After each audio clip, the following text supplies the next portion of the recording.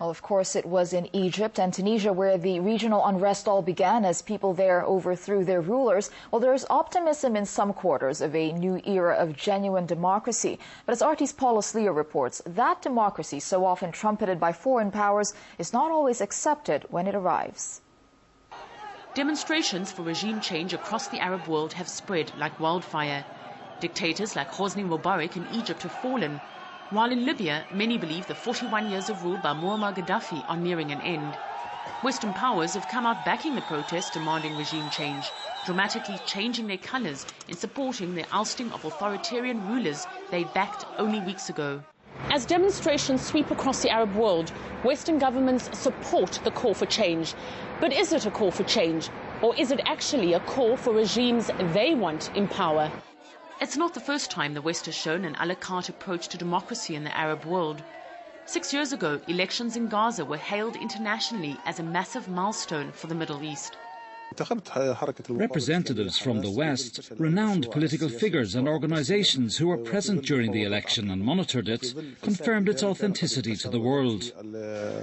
But when the results were in, that authenticity was ignored. Well, the general understanding here is that the West in general, they support democracy as long as it's good for them. And if it is not good for them or it may threaten their interests, then they will not support it. And the West most certainly did not support the new Hamas government. Despite being voted in by more than 60% of Gazans, Western powers labeled Hamas a terrorist organization. There are not really many instances of genuine democracy in the West. They appeal for democracy, but when people make a democratic choice like choosing Hamas, they refuse to help. A Western democracy is a false democracy, a democracy of double standards for the benefit of Europe. Which is why, as soon as Hamas was voted in, Western governments got busy with trying to boot it out through boycott and sanctions.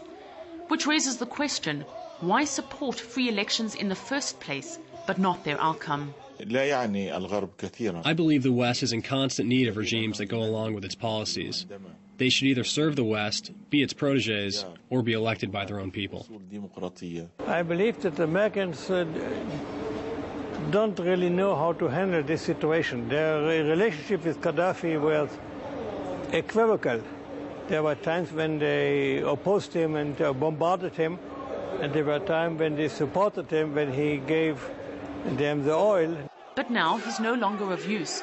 And like dictators elsewhere who at the start of the year were in favor in the West, he's been ditched. The hopes in the Arab world for change under Obama appear to be dwindling among some political figures at least. Under President Bush, there were a lot of criticism. After the advent of President Obama, there was a lot of welcome to the new America under Mr. Obama. I would have hoped that the administration under President Obama would have done better. The protesters across the Arab world hoping to topple dictators in the quest for democracy may find that their choice may not be as free as they'd hoped for, with a meddling hand from afar still pulling the strings. Paulus Leo, RT, Tel Aviv.